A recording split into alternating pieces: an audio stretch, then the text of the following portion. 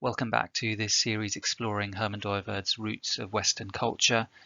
In this, the fifth episode, we're going to look at the theme of sphere sovereignty that is explained in chapter 2.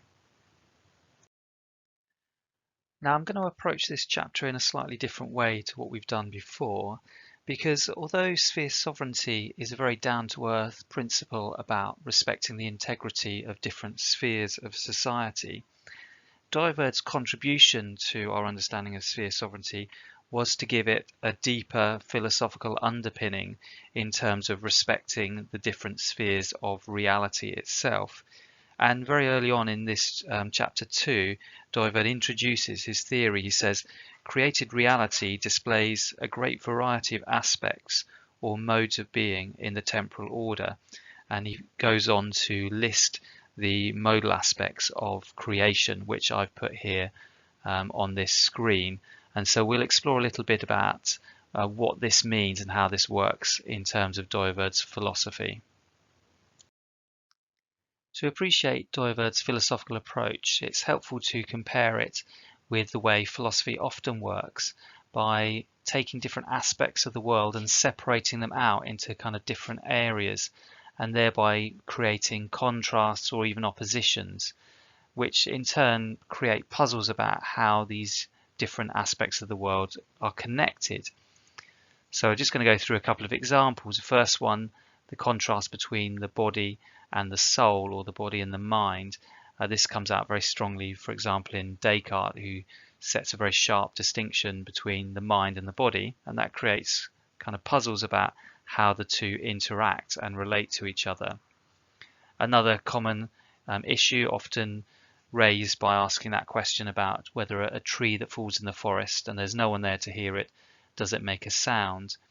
And again, the idea is to create a kind of opposition or a contrast between our perception of the sound, which is in our minds, and the falling tree, which is something going on in the physical world, and ask about how these can be connected and what the connection is between them. Another one is the distinction between belief and truth. Just focusing on modern philosophy, there's the definition of knowledge, which says that from our end of things we believe from the subjective side, and then objectively there is a truth out there in the world, and knowledge occurs when we somehow create some connection between them. Perhaps that's through evidence or the idea of justification or the idea of a reliable belief forming mechanism or something like that, but that somehow we need to connect these two together, having opposed them. And a final but very important contrast between the freedom that we have as a person to make choices, but then the causation that exists in the physical world, and again presumably exists within our body, and so the tension and relation between freedom and causation. In contrast to this approach of separating things out, Dooyeweerd starts with the coherence of creation, and so focuses on connection. Dooyeweerd wants to emphasize that all the aspects of creation fit together in a coherent whole. So if we take the example of the tree, we can say, for example, that the tree doesn't perceive, it doesn't see and smell things, it doesn't think and analyze.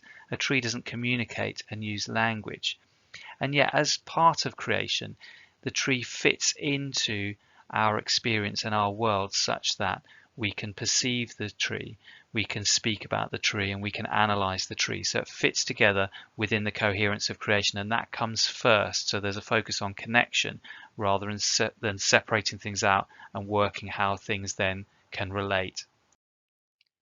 So in order to help you understand a bit more this idea of how properties or aspects of the world might cut across ordinary things, I'm going to take this everyday example of going shopping and try and highlight the different aspects. So I think in terms of belief and certainty, maybe I go shopping to a particular shop where I have confidence in the quality of the food that it sells, that I believe and support its efforts to improve its environmental impact. Maybe this also points towards a kind of a moral or ethical elements. I don't just shop for myself, I shop for my whole family. I'm caring about other people and choosing things that I know that they like and appreciate. When I pay, I often get a receipt, and this signifies not just the economic worth of the shopping that in terms of money, but it also signifies a legal transaction where I become the owner of the goods while also acquiring certain rights should I later discover that there's something wrong with one of my purchases. There's also an aesthetic aspect, say to the packaging design of each item, the layout and style of the shop. Maybe someone's put thought into how to make it attractive, the uniform of the employees. I see maybe a 3 for 2 deal offer that looks tempting, but I need to think, well, is it going to be economic for me? Am I really saving money, or will buying 3 actually leave me with too much and so go to waste? There's also a social aspect. How do I interact with people in the shop or the person on the till? Usually more is said than just what's required for the purchase. How will we greet each other? Will we have a polite conversation, say, about the weather or something? This also points to the aspect of language. We might also think about the signs of the shop identifying the different aisles and where to find things, the information that's given on the packaging of each item. There's a historical element. Are the notes I'm paying with the new plastic type, or maybe I'm just going to pay with contactless? Maybe I'm not even going to speak to anyone at the tills because I'll head for the self-service checkout. So each of these is showing the changing nature of grocery shopping. Then there's also a logical element. I need to think about, if I can't find an item, am I going to go without? Will I go for a substitute? So I need to think through the different options. If there is an offer on an item, that means I can spend more perhaps on another item, or perhaps I can save the money. So this kind of logical thinking through. Obviously there's the biotic aspect of life. Is the food that I'm buying healthy? How is that going to support my physical well-being? There's also the physical properties of shopping, things like how heavy as the food that I'm buying, is there space in my shopping bag, and so on. Dooyeweerd begins this chapter by reminding us that Christianity involves a radical conversion. This takes us back to the theme of antithesis, that redemption and salvation take us from death to life, and so it involves a new attitude and a new approach to the whole of our lives. One element of this is to recognize the richness of created reality and its rich diversity, but Dooyeweerd also emphasizes that this diversity has a deeper unity, and he uses the image of white light that gets refracted into the colors of the rainbow, and through this he also introduces his idea and theory of the modal spheres, which we've already looked at. One of the things that Dooyeweerd wants to emphasize is that this new attitude and approach to life that Christianity involves will also include a new attitude and understanding of science. And Dooyeweerd wants to emphasize that science focuses on the diversity, that science involves analysis and therefore focusing on particular elements or aspects of reality. And that therefore, with science's focus on the diversity and limited elements of reality, it must assume the unity that exists, but it can't account for this unity, and that in fact this unity can only really be understood in a religious sense, that the view of the totality of reality involves a religious vision and a religious understanding that then guides and influences the way we do science. The religious character of any view of totality of reality can be shown in different examples of theoretical visions that guide science and scholarship more generally, where one aspect of reality gets absolutized. And Dooyeweerd is particularly interested and concerned about the example of historicism, which was very influential in Dooyeweerd's day, but he wants to emphasize that because the historical aspect is a genuine reality in the world, therefore even historicism with its overemphasis and absolutization of history still will have many moments of truth. And this is also an example of how the Christian ground motive can guide science and our life more generally. And Dooyeweerd describes the Christian ground motive as being liberating.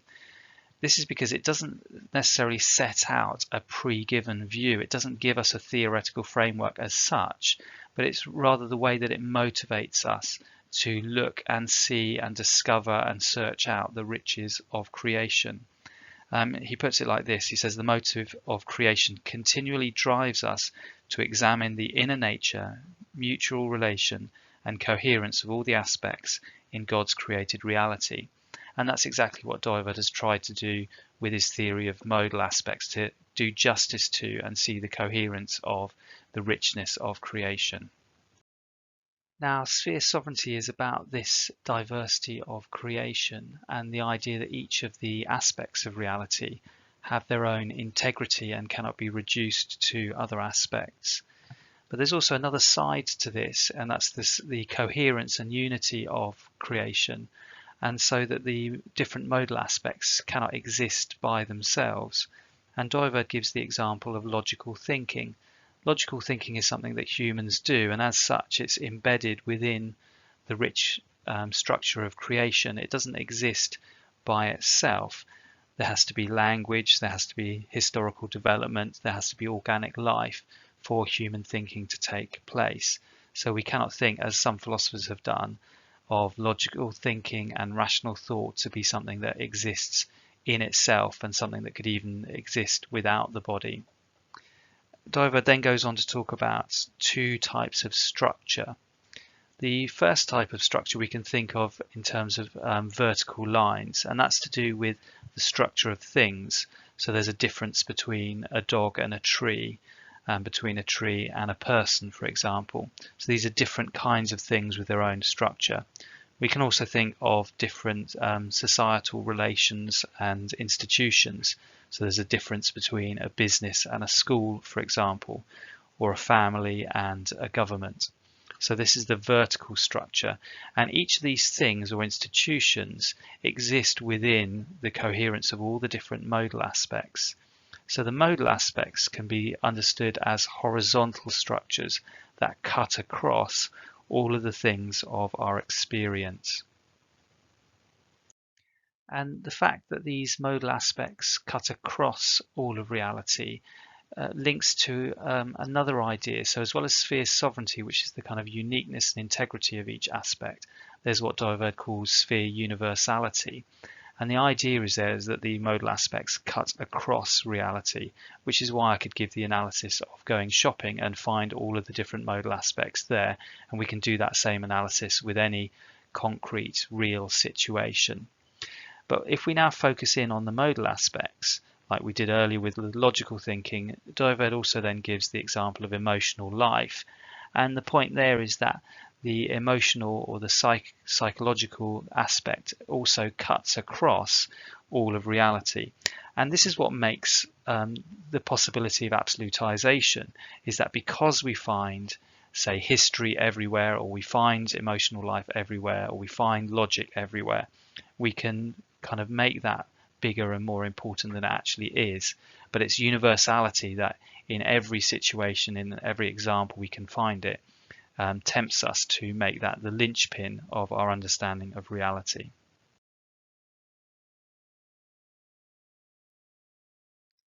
So Dooyeweerd has focused on sphere sovereignty as a way of understanding reality, but originally from Kuiper and others it was used as a way of understanding the different spheres of society.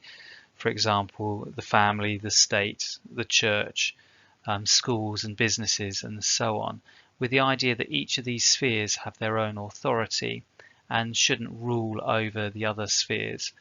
So in a similar way that we shouldn't absolutize aspects of reality, we shouldn't absolutize social relations or social spheres. And so sphere sovereignty very strongly opposes any form of totalitarianism. Now we've covered a lot, so I'm going to finish there. Hope you found that useful.